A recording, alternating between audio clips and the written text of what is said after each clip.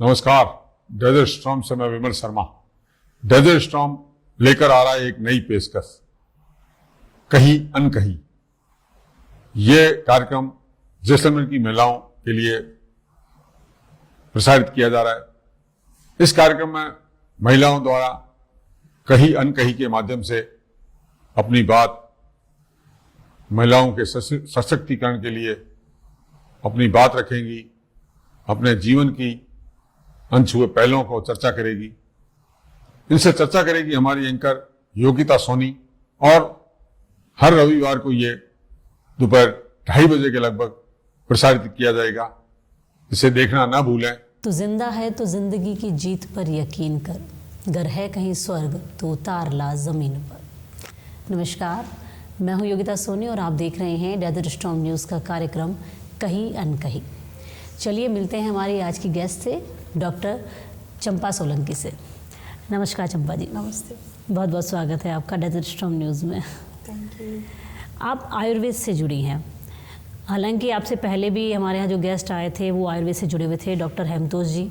उन्होंने काफ़ी कुछ हमें उसके बारे में बताया था, पर एक जो चीज़ थी जो मुझे उनसे भी पूछना रह गया था कि क्यों इसमें ना काफ़ी चीज़ों को हमें वर्जित हो जाता है लेना, जैसे प्याज लहसुन को हमें क्यों दूर रखना पड़ता है। जब हम आयुर्वेद के मेडिसिन वगैरह लेते हैं तो मना किया जाता है कि ये सब नहीं खाने हैं, तो उसका नहीं, इसमें ऐसा वर्जित कुछ नहीं होता। वो डॉक्टर खुद ही डिसाइड करता है पेशेंट की प्रकृति देख के।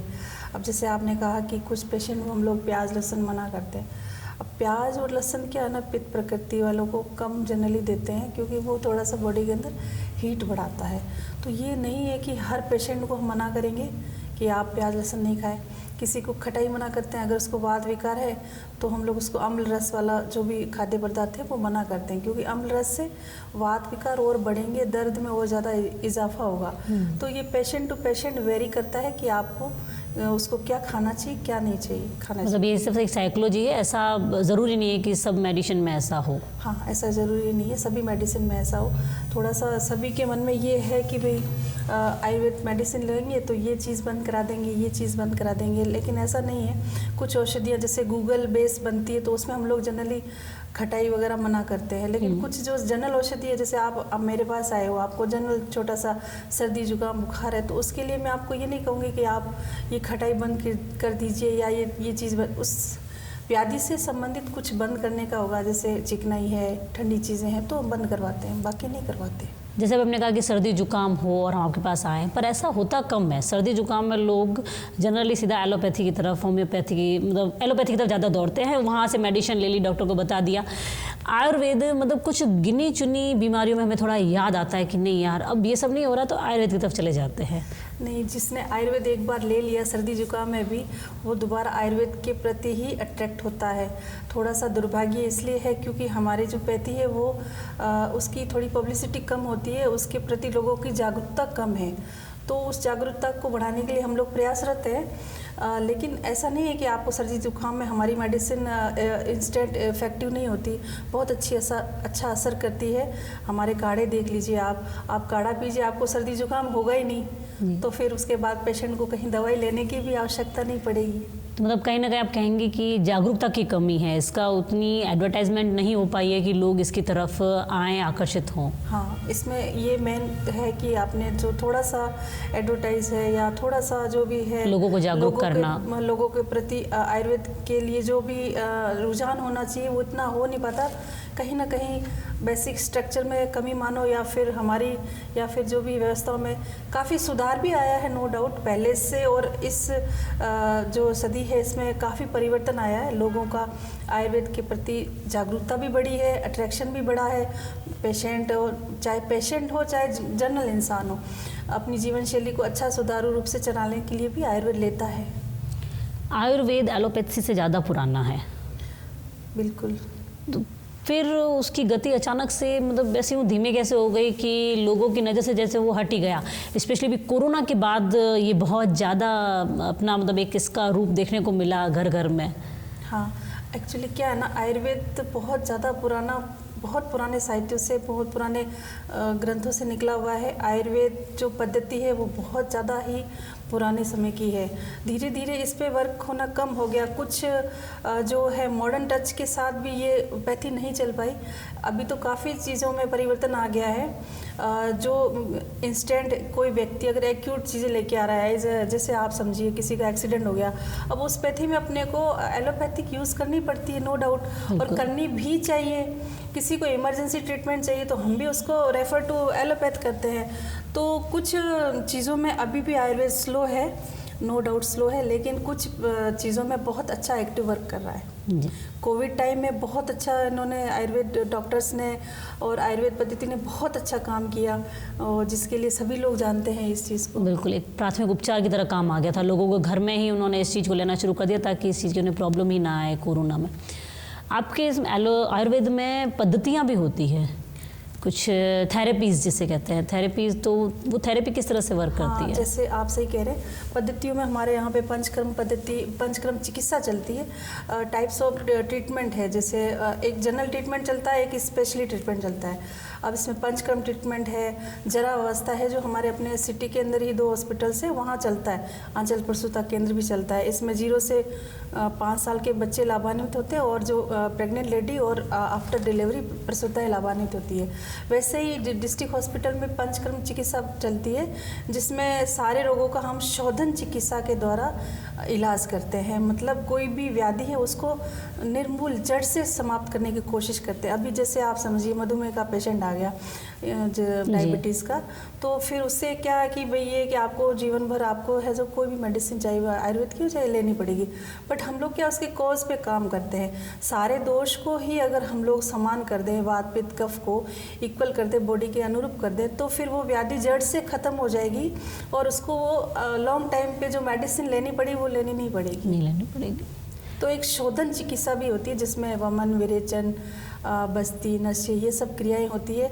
इसके अलावा स्नेहन जो ही ये नश्य क्रम होता है, जो मतलब आपके अनुसार अगर सरकार इसमें एक अच्छी जागरूकता फैलाए तो शायद लोगों का इसकी तरफ आकर्षण बढ़ेगा कि ये भी हमारे एक इलाज का जरिया हो सकता है। बिल्कुल, गवर्नमेंट वैसे अपना इसमें काफ़ी वर्क्स कर भी रही है। समय समय पर कुछ चीज़ें भी होती है, कैंप्स भी लगते हैं। जैसे अभी कुछ समय पहले ही हमारे यहाँ पे 4 सूत्र का कैंप लगा था, जिसमें हमने एनोरेक्टल डिजीज़ पे वर्क किया। 10 दिन का जो निःशुल्क कैंप था, उसके अंदर हमने 55 लोगों को बिल्कुल बिना किसी ऑपरेशन, बिना किसी चीर फाड़ के मस्से का इलाज किया।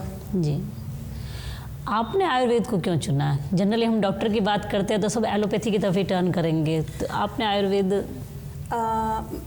को चुना, मतलब ऐसा नहीं है। एक्चुअली मैं साइंस बेस्ड स्टूडेंट थी, तो उस समय हमने जो एग्ज़ाम दिया उसमें एक आयुर्वेद का PAT एग्ज़ाम भी था। चूँकि मेरा सिलेक्शन इसमें पहले हो गया तो मैंने इसको सिलेक्ट किया। स्टार्टिंग में थोड़ा सा लगा कि कहाँ कैसे, लेकिन जब इस पैथी के अंदर घुसे, इसमें पूरा हम लोग डीपली हमने सब कुछ स्टडी किया, और पेशेंट के चेहरे पे जो हमने एक संतुष्टि देखी, उसके बाद बहुत अच्छा लगता है और गर्व महसूस होता है कि मैं अपने यहाँ पे अपने क्षेत्र में अपने क्षेत्रवासियों को आयुर्वेद की सेवाएँ दे पा रही हूँ।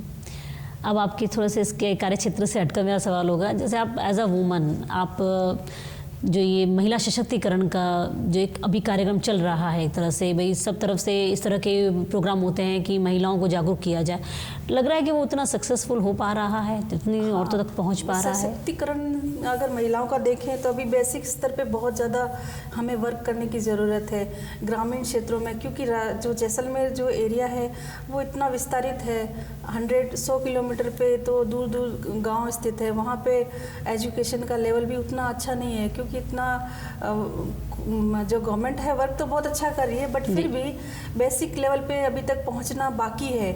मैं खुद यहाँ से 100 किलोमीटर दूर, मेरा खुद का जो गांव है वो म्याजलार है, तो अगर मैं वहाँ रहती तो शायद मैं भी डॉक्टर नहीं बन पाती, क्योंकि मेरे पेरेंट्स, मेरे फादर जो है पढ़े लिखे थे, तो हमें यहाँ सिटी में रखा और पढ़ाया, तो आज हम इस लेवल तक पहुँच पाए। तो जो ग्रामीण क्षेत्र है उस तक पहुँचने में अभी बहुत समय लगना बाकी है। लाइफ में कोई स्ट्रगल रहा है? लाइफ में स्ट्रगल के लिए बताएं तो स्टडी के रूप में तो रहा ही है। शिक्षा के क्षेत्र में हमारा ज़िला अभी काफ़ी ज़्यादा पिछड़ा हुआ ही है, अभी प्रयासरत ही है।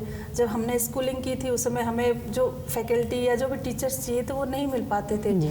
आफ्टर 12th हम लोगों को मतलब आप सोचिए मिडिल क्लास फैमिली है, उनको बाहर जाके बच्चों को पढ़ना पड़ रहा है, तो ये चीज़ें स्ट्रगल तो होती ही है। 12th के बाद अगर आप साइंस डॉक्टर बनना चाहते हो या इंजीनियर बनना चाहते हो तो आपको एक बार 80% तो पेरेंट्स फिर वो घर में बैठाना पसंद करते थे कि छोड़ ही दो आप ये पढ़ाई। खासकर गर्ल्स के लिए तो ये होता है कि अगर आपने चलो 12th कर लिया तो अभी आप ठीक है, हो गया आपका स्टडी, कोई बाहर भेजने के लिए नहीं सोचता।